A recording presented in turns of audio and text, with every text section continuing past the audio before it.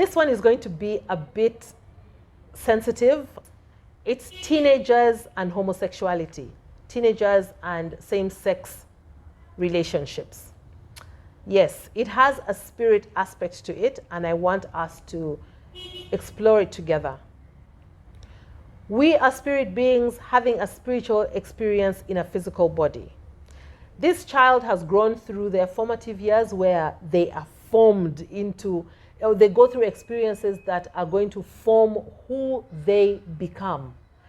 The families that they grow up in, the schools they go to, and so on and so forth, are going to form the kind of traumas and issues that they're going to have to deal with or work through in their teen years and for the rest of their lives. Formative years create the theme that this child's life is going to take on deep into their adulthood and the rest of their existence.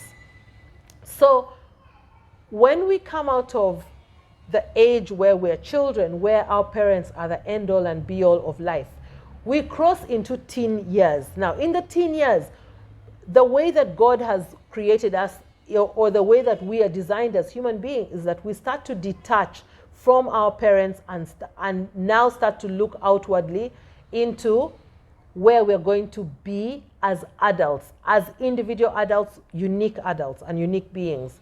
This requires us to detach from our parents, but it's not just a gentle detachment. We suddenly, the veil that was placed over our eyes to make us think that our parents are so fantastic and so perfect, we don't see any flaws with them, that veil is removed, and suddenly you start to see that mom is not so perfect, dad is not so perfect, which forms a lot of the basis of the arguments that parents have with their teenagers. This child is saying, you know, I can see through your act, you cannot speak to me like that, you're not perfect, I can also think on my own, I can process what is going on, I have my own feelings, I have my own thoughts. Again, this is where conflict comes from with the parents, because you're thinking, this child was just a baby yesterday. They were a child yesterday, like last year when they were 12. What gives them the moral authority to talk back to me, to think that they know just because they're now teenagers? So we have to bear that in mind. What happens also is when the veil has been removed and the child is seeing us for the flawed human beings that we are, they then start to shift the affection that they had for us. The massive, massive affection that they had for us starts to diminish a bit and is shifted to the outside world. And that is going to be the friends that they keep. All this time they've had a best friend. They've had that girl or that boy that they're close to. If it's a boy, it's a boy. If it's a girl, there's a girl that they're close to. And we've been perfectly okay with it. But now that they're shifting affection from us, when they start to look at each other, that affection needs a place to go. And many times it's going to go to one friend or a group of friends. These are the cliques that they have, like 3 or 4 friends are so tight, and it's so hard sometimes for another friend to come and infiltrate that group. In fact, you know of children who say, oh, this other friend has come in and is trying to be very close to my best friend. You feel like someone is taking away a bond that is so strong, and you worry, or the children worry. So it is very easy for this affection that has been turned from the parents to seem so strong with the friend that they feel like this bond cannot be broken by anything. We will be friends forever. This is when young children have marketers are going to, because they understand this dynamic, they're going to have things like friendship bracelets. They have little rings and trinkets that children have. You know, the friendship bracelet that has a little love heart that is broken in half. It's like a broken heart, but basically it has love, or it has names on it, and you can give one to your best friend. This is the season that the marketers are playing into, or the advertisers are playing into, what is naturally occurring to these children. So one bracelet is kept by one half of the heart is kept by one child and the other one is given to another, and it says things like forever. Because at that point, they really feel like the affection they have for each other is forever affection. The love is so deep. Now, the challenge is that we are also raising them at a time where homosexuality is a real thing. And I am not speaking as a sympathizer. I am not speaking as somebody who's homophobic. I am very neutral. I just want us to understand as parents, it's very, very important. So please do not switch this off because you feel like my conversation is going in whichever direction. I beg that you listen. So while these children are feeling so strongly, the challenge is that we are raising them at a time when the world is also saying it is okay to be gay. The feelings that you have are normal, they're natural, and it's okay for you to act on them. That part that says it's okay for you to act on them is the one that I think we need to pay extra attention to. Many years ago, my daughter read a book. Her friend brought a book home. Actually, her friend's mom bought this book for her. And when she read the book, her mother asked her, what did you think of the book? It was a really nice book. It was called What's Happening to My Body? A book that was very widely shared and bought by parents here in Uganda for their children because it spoke very beautifully about the changes that our teenage children were going through, from the pubic hair, conversations that parents unfortunately did not want to have, and that we were not allowing aunties and uncles to speak to them about. You see, in African tradition, it was aunties and uncles played a very key role. Conversations that parents felt uncomfortable having with their children, aunties and uncles were more comfortable doing. Today I will speak to my nieces and nephews and my children's friends easier on certain topics than maybe I would have spoken to my own kids. But fortunately for me, we have come to a place where we are pretty open on certain topics. I feel like I've not gone down the rabbit hole properly with them, but on so many levels, there are many things that we've talked about. But I can speak to my nieces without holding back at all, because I feel like it is a responsibility, and their mother has come and asked me, or their father has come and asked me. I will go above and beyond, of course, understanding their age and how much information they can take in, but I will do that. An African tradition had those roles for aunties who were in some tribes called sengas, something that we have lost today. So these children, while they're feeling these things, parents are buying books and saying, read this book. This one girl told her mother that, I now understand that if I have feelings for another girl, it is normal and I can act on it, something like that. The mother was so shocked and said, what? She said, yes. And then it also talks about things like masturbation and says masturbation is okay and so on.